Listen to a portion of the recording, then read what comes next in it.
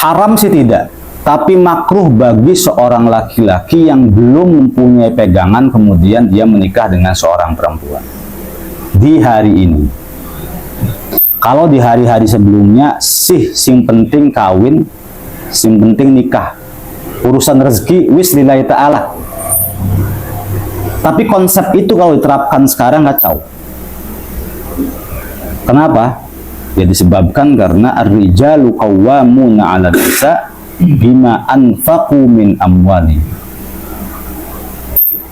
Ya pastinya ketika kita datang ke calon mertua kan berbagai macam bidikan dan pertanyaan tuh banyak. Khawatirnya ada salah satu pertanyaan yang nggak bisa kita jawab. Apa itu? Penggaweannya apa? Paham kan? Kecuali kalau kita sudah punya penghasilan mah enak. Penggaweannya apa? Dagang, Pak. Setelah kita mengucapkan kata-kata dagang, biarlah calon mertua kita bisa memilih antara melanjutkan atau tidak melanjutkan.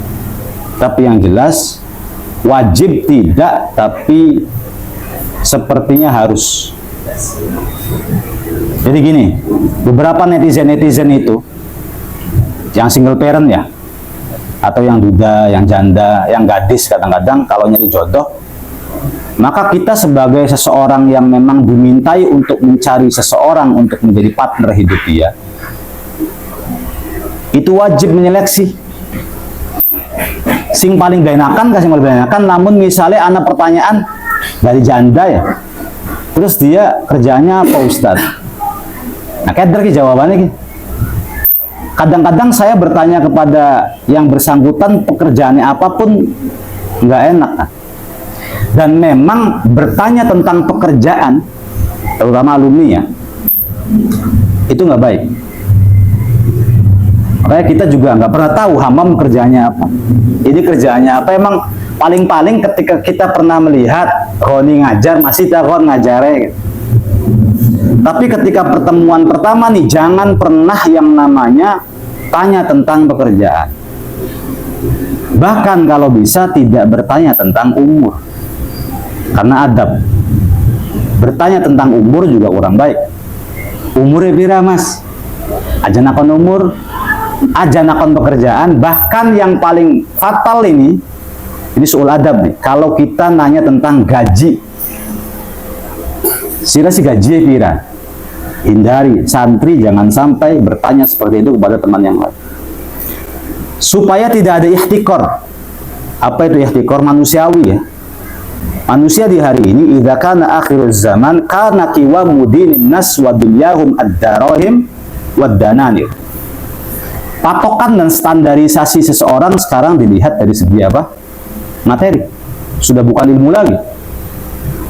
Kita ketemuan misalnya, reuni, alumni dan sebagainya, terus ada satu orang yang sekarang menjadi calon menteri, paling heboh dia pasti. Disalami. Dan ini nggak baik. Yukrahu takbilu yadir rajul lijahih au limalih. Dimakruhkan kita menghormati seseorang atau mencium tangan seseorang disebabkan karena pangkat, jabatan, dan uang. Itu Imam Nawawi yang mengatakan. Kalau li solihihi, karena solehnya nggak apa-apa. Tapi kalau karena jahnya nggak baik. Nah umumnya kalau kurang terdidik, maka melihat seseorang itu melihat dari prestasi dan hasil. Wih, jadi wong sugih ya. Wih, jadi wong hebat ya. Wih, jadi wong kin. Nah, ini gak baik. Karena itu bertanya tentang persoalan-persoalan yang kaitan dengan pekerjaan. Bahkan kita kalau bisa kerjanya apa? Alhamdulillah, sebenarnya halal deh. Itu lebih beres ketimbang kita menjawab tentang terus terang pekerjaan kita, kecuali di depan mertua ini, dan kecuali kalau kaitannya dengan perjodohan. Masa iya calon istri bertanya, mas, bang, apa kerjaannya apa? Wis lah ana bae sing penting. Watire ngeduayam beri. Ya artinya kan memang harus apa namanya, transparan. Nah, tetapi ketika sesama, saya tidak punya hajat untuk bertanya tentang kepada Hammam, nggak punya hajat saya. Mam, kerjanya nggak punya hajat. Kecuali kalau memang kami punya partner perempuan yang kelak nanti akan dipasangkan kepada Hammam, maka kewajiban kami bertanya kepada Hammam. Mam, sebenarnya kerjaannya apa? Kalau misalnya boleh juga kita bertanya kepada hamba, Mam, kalau boleh tahu bisa dan tidakkah engkau memberikan nafkah sehari-hari kepada istri? Nah, karena itu kita masuk ke dalam Budurus Sa'adah, kitab tentang rumah tangga yang mudah-mudahan Allah karuniakan kita ilmu yang manfaat.